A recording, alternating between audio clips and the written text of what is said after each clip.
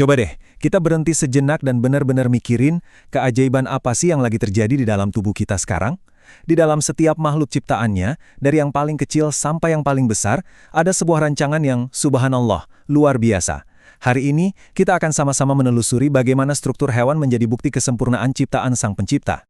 Assalamualaikum warahmatullahi wabarakatuh. Wah, seneng banget bisa ketemu lagi sama teman-teman semua. Yuk kita mulai belajar bareng DNA Edukasi. Semoga apa yang kita pelajari hari ini bisa jadi ilmu yang berkah dan bermanfaat. Coba deh kita ambil waktu sebentar buat merenung. Lihat tangan kalian, rasain detak jantung kalian. Pernah nggak kita benar-benar mikirin betapa rumit dan teraturnya semua ini dirancang? Subhanallah, ini adalah keajaiban yang sering banget kita anggap biasa aja. Oke, sekarang yuk kita coba bedah keajaiban ini. Kita akan memulai sebuah perjalanan buat memahami gimana Allah Subhanahu wa Ta'ala merancang kehidupan ini, lapis demi lapis dalam sebuah susunan yang sangat rapi. Nah, inilah yang kita kenal sebagai tingkat organisasi kehidupan. Seperti yang bisa kita lihat ya, perjalanan ini tuh dimulai dari unit terkecil yang super menakjubkan, yaitu sel. Dari situ kita akan lanjut ngelihat gimana sel-sel ini ngumpul dan kerja bareng membentuk jaringan. Dan puncaknya, kita bakal saksikan gimana berbagai jaringan ini bersatu padu buat ngebangun sebuah organ. Yuk, kita mulai dari fondasinya dulu. Oke, level pertama dalam struktur yang agung ini adalah sel. Coba bayangin deh, sel ini tuh kayak batu bata dalam sebuah bangunan. Tanpa jutaan batu bata ini, ya nggak akan ada bangunan yang kokoh berdiri. Begitu juga dengan kehidupan kita. Jadi, apa sih sel itu sebenarnya? Sel adalah unit paling kecil yang nyusun tubuh kita. Tapi jangan salah, meskipun kecil, perannya luar biasa. Yang bikin takjub, ada triliunan sel di tubuh kita. Dan Allah nggak menciptakan semuanya sama. Setiap jenis sel itu dikasih tugas yang spesifik banget. Kayak para pekerja ahli yang udah tahu persis apa tugas mereka. Nah, disinilah kejeniusan desainnya kelihatan banget. Coba lihat di sebelah kiri, itu sel darah merah. Bentuknya pipih kayak donat biar gampang nyelip di pembuluh darah paling sempit buat nganterin oksigen.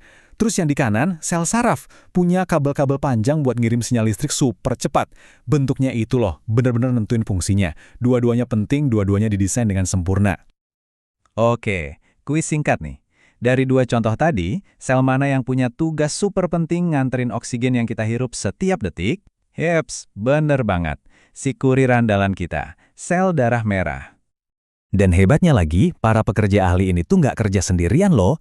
Mereka seakan-akan punya naluri buat ngumpul bareng sel-sel yang sejenis, terus ngebentuk sebuah tim yang solid banget. Nah, tim inilah yang kita sebut jaringan. Jadi, kata kuncinya di sini adalah kerjasama.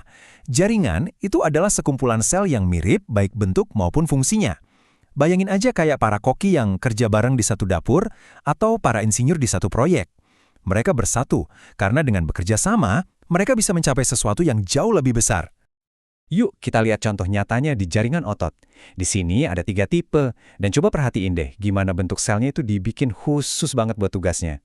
Otot rangka yang nempel di tulang kita, selnya panjang-panjang biar gerakannya kuat. Otot jantung punya cabang-cabang unik biar bisa mompa barengan dari segala arah. Terus otot polos di organ dalam kita, bentuknya runcing supaya kontraksinya halus. Masya Allah, setiap detailnya penuh perhitungan.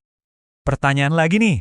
Dari 3 jaringan otot yang hebat ini, ada satu yang ditakdirkan buat kerja tanpa henti. Setiap detik, seumur hidup kita, bahkan pas kita lagi tidur. Tugasnya memompa darah. Yang mana hayo? Tentu saja, sang pahlawan tanpa lelah, jaringan otot jantung. Sekarang kita naik level lagi nih. Setelah sel-sel ngebentuk DIM, yaitu jaringan, tim-tim yang beda ini sekarang bergabung. Mereka berkolaborasi buat menciptakan sebuah mahakarya fungsional yang kita sebut sebagai organ.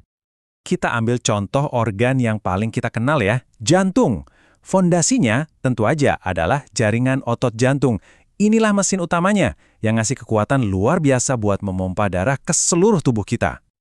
Tapi mesin yang kuat kan butuh kendali yang pas, ya kan? Nah, disinilah jaringan saraf masuk. Jaringan ini tuh kayak sistem kabel cerdas yang dijalin di dalam otot, tugasnya ngatur ritme dan kecepatan detak jantung, biar pompaannya efisien dan teratur.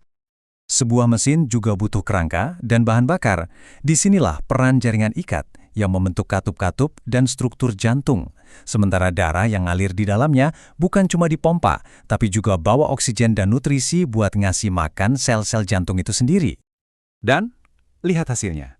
Waktu semua jaringan itu Otot sebagai mesin, saraf sebagai pengontrol, ikat sebagai kerangka, dan darah sebagai nutrisi bekerja bareng dalam harmoni yang sempurna, terbentuklah sebuah organ yang luar biasa, jantung. Ini bukan cuma sekumpulan jaringan, tapi bukti nyata dari sebuah desain yang super cerdas dan presisi. Masya Allah, coba deh kita benar-benar renungin ini sejenak. Sebuah sistem yang begitu sempurna, di mana triliunan sel dan berbagai jaringan tahu persis peran mereka masing-masing.